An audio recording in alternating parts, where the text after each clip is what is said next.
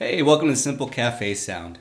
Here we have a TV with RCA ports, and you saw red and white ports which you figured are for sound, and you're right, they are.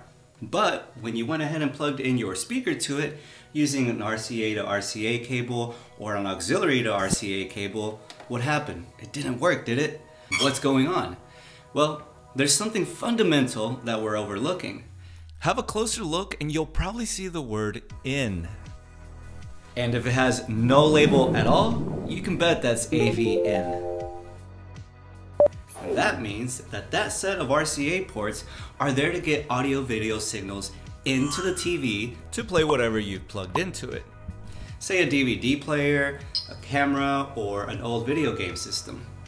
I know that we're used to just matching cables and ports and being good to go, but when it comes to TVs, we had to take this very basic thing into account.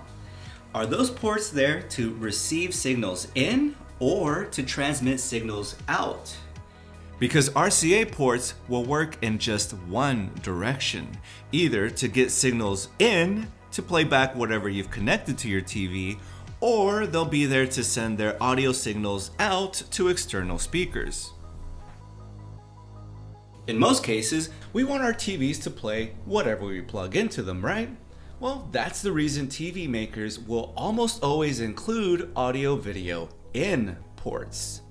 But since this time you're trying to get audio from inside your TV out to external speakers, well then you'll need to find RCA AV ports labeled out. Or a single auxiliary port marked as either line, audio out, or even those labeled with headphones. All those are designed to send audio signals out to external speaker systems like a standalone speaker or an audio receiver.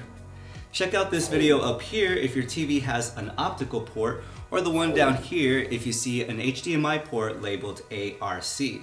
I hope you liked the video, so therefore like it and share it with your friends if you want to help them out.